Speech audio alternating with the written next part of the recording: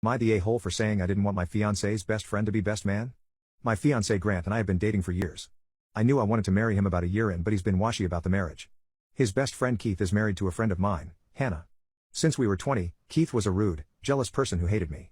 He hated all of Grant's girlfriends. I tried telling Grant the reason he had no other friends than Keith was because Keith chased everyone around away. For example, I once wore something cute for a date. Keith told me I looked like the garbage can they had. Grant insisted Keith didn't mean to be rude.